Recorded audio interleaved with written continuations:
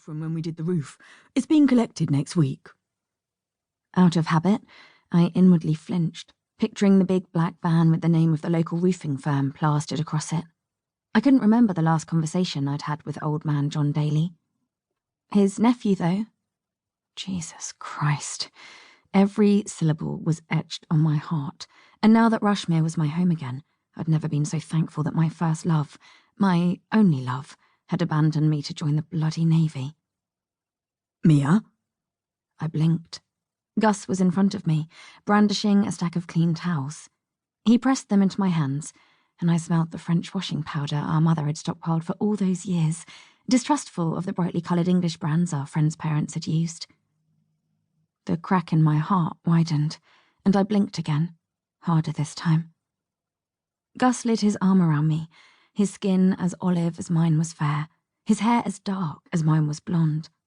He didn't say anything, just kissed my forehead, and for the first time since I'd stepped off the boat, England felt like home.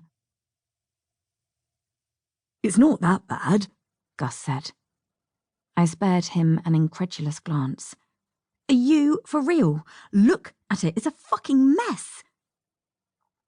Understatement of the year. I glowered around the shithole that was supposed to be Wild Amour, my new shop, with increasing horror. The photos the lettings agent had sent me hadn't touched the surface. God damn it. I righted a broken chair and ran my finger along the cracked tiles on the wall.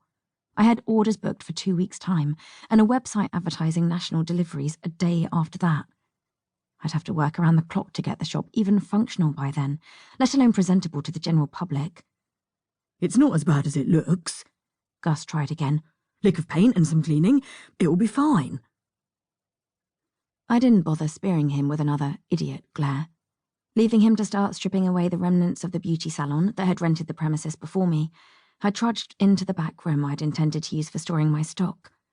Another disaster greeted me, this one wet and filthy, and born of a suspicious hole in the ceiling that would need fixing before my industrial refrigerator arrived to fill the space. By chance, a mop and bucket was tucked away in the corner. I trudged over to it, the lunacy of coming back to Rushmere already overwhelming. Fuck my life. Gus left me mid-morning to rock up late to his own job. I tried to care that he'd inconvenienced Daly's roofing on my behalf, but age-old bitterness was a strange thing, and all I got for my trouble was acid in my chest. Brilliant, just what I needed, indigestion on top of everything else. Still, I didn't have time to worry about it. I'd spent the last of my savings on some hardcore local advertising and had bookings for 2 weddings and a christening to plan for, on top of turning the shop into something halfway resembling the once thriving business I'd left behind in Paris. More bitterness lanced my scratchy throat, but I ignored it and retrieved my sketchbook from my bag. Men fucking me over was a thing of the past. I would make this work. I had to. There was nothing else. The dogged determination I'd inherited from my mother propelled me for most of the day.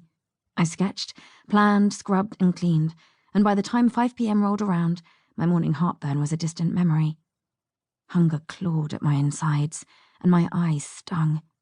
Beer for breakfast after a sleepless night, and a full day's work on top had left me a trembling mess, and I needed food fast. I'd spent years trying to forget everything about Rushmere, but as I locked up the shop and stepped outside, the scent of the nearby chippy called to me like an old friend. I turned my face upwind, and a legitimate craving for Mr. Wong's famous curry sauce hit me like a truck. I checked my purse for English money and jogged across the road, my feet carrying me of their own volition. The single-minded quest for a cheap dinner was all-consuming, and I was in the fish and chip shop before I could blink, tripping over the step in my haste and stumbling into a broad back. Dazed, I jerked my head up and caught sight of Gus at the counter, handing something to the body I'd barreled into. "Sorry."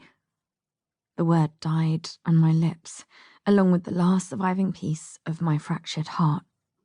Familiar brown eyes stared back at me, hard-won, forgotten, but never forgiven. Full lips began to mouth my name, but I reared away, evading the work-hardened hands, beautiful hands, that reached for me. No, I'd endured enough, and he wasn't supposed to be here. Luke Daly was supposed to be on the other side of the world on a